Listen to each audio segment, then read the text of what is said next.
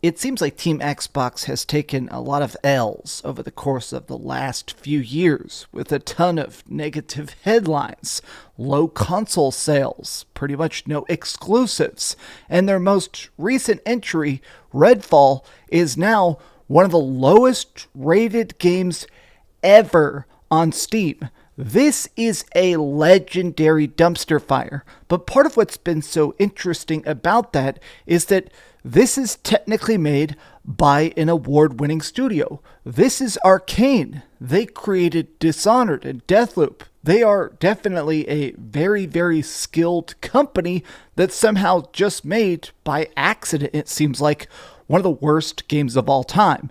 And now we have some answers as to why.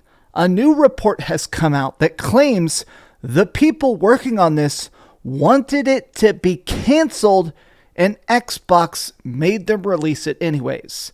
So let's talk about that. What's up, gamers? DreamcastGuy here. Hi, hope you're having a great day. If you could like this video and subscribe if you haven't already. Oh boy, so here's the short and sweet for those who are a little bit ADD. Originally, this game was designed as a games as a service project with significant microtransactions. Oh, fantastic. Lack of direction, understaffed. Roughly 70% of the developers who made Prey left Arkane during the making of Redfall. This is their top tier makers. This is the people that are actually good at making games, and they fled the ship as it was sinking. Now we're over here on Video Game Chronicle to see sort of a recap of this Bloomberg deep dive. Redfall devs reportedly hoped the game would be canceled or rebooted by Microsoft. The Bethesda project is said to have suffered from unclear direction and staffing issues. A new report has shed light on the circumstances that resulted in Redfall's disappointing release last month. I gotta be honest, it's still shocking that this just came out a couple weeks ago, because this has got to be one of the biggest catastrophes that Xbox has faced since the Red Ring of Death in the early 2000s. I mean, the fact that Phil Spencer's done an apology tour, the fact that so many of the developers are coming out and basically saying, look, I may have worked on it, but it was years ago, I've moved on.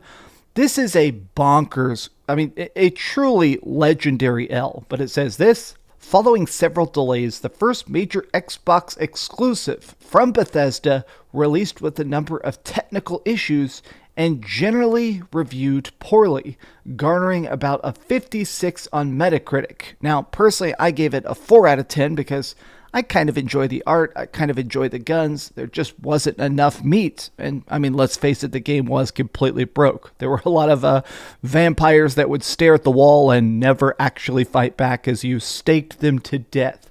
Redfall is a multiplayer looter shooter, a genre that's new to creator Arkane Studios, which is best known for their critically acclaimed single-player immersive sims like Dishonored and Prey. Now, if you've never played an immersive sim, specifically one that they've done, they essentially give you like a big living city, and you have all sorts of different objectives that you can kind of do in your own way. Instead of just assassinating a target, maybe you can make friends with underground spies, or maybe you purposely kill people to heighten the rat population so that guards are more distracted. Yes, those are things you can actually do in Dishonored, and boy howdy are they freaking awesome. But according to a new report from Bloomberg, the game's development was hampered by a lack of clear direction, a high turnover of staff, insignificant resources for what was billed as a AAA game. It is really weird that they're trying to act like this was the first $70 Microsoft game, and it's pretty much not even worth 30 or 40 bucks. And they really did try to sell this as the next big AAA Xbox exclusive.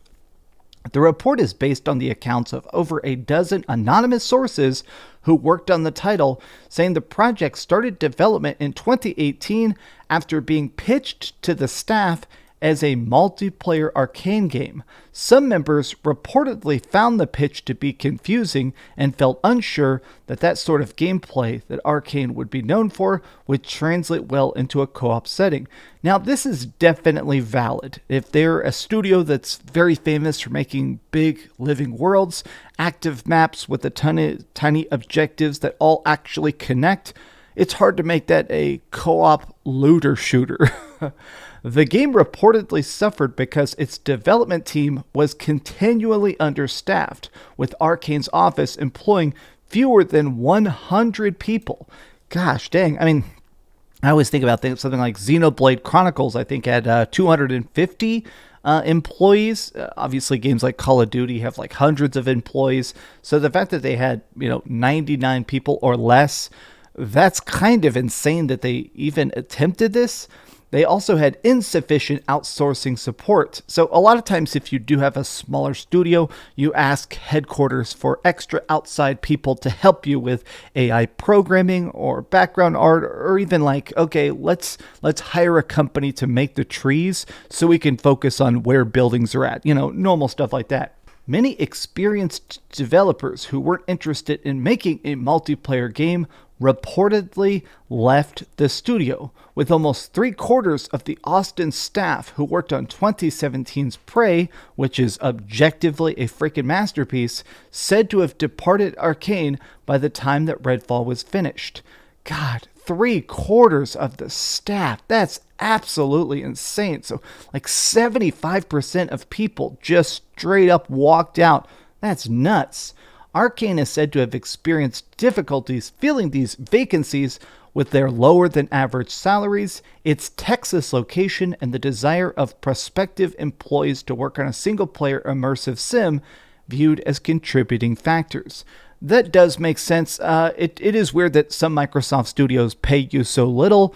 If you're looking for a good paycheck, as much as we've heard about it, apparently if you're looking for a really good, steady game dev job, apparently Capcom pays a lot. And their games sell like crazy, so you're probably going to work a lot. But it sounds like Capcom keeps raising people's pay. Nintendo keeps raising people's pay. So it's kind of weird to think that really taking a Microsoft job, not super lucrative. With development of the game started, Bethesda's then parent company, ZeniMax, was reportedly pushing its studios to develop live service titles. Redfall had a significant microtransaction plan in place for 3 years before it was scrapped in 2021. Now, it does seem like a lot of games have been having this, which is that they are totally like, all right, we're going to be Fortnite. There's been a bunch of leaks talking about that. Companies were like, all right, we want a Fortnite. We want to sell skins and battle passes and make sure that people are worrying about that next cool integration. And then obviously a lot of games as a service games completely flop, which is kind of my concern with Sony trying to go so all in on a bunch of games as a service right now. So it's interesting that they tried this live service plan and then scrapped it internally, seeing the writing on the wall. This same year, Microsoft acquired ZeniMax for a $7.5 billion deal, and Arkane staff reportedly hope that Xbox might cancel Redfall or reboot it as a single-player game. However, Microsoft took something of a hands-off approach to Bethesda, as Phil Spencer has acknowledged in a recent Kinda Funny interview. We didn't do a good job early on engaging with Arkane Austin to really help them understand what it meant to be part of Xbox and a first-party title, and to use some of our internal resources to help them move along their journey even faster. Now here Phil Spencer seems a bit like he's making exclusives, talking about the fact that they just, we really trust them a lot. Arkane does a lot of good games. We just wanted to make sure that we were hands off, and we should have engaged earlier with our different studios. I do think there's a difference when we come in when the creative is already set on a game, and that's not washing our hands. Every game we ship from our teams is an Xbox game, so we take full responsibility. Phil Spencer said that he believed a platform holder did a better job with Bethesda in 2023 with the upcoming Starfield. All right, so he's basically saying, this game sucked, but our next game from the same company, we promise, will actually be better.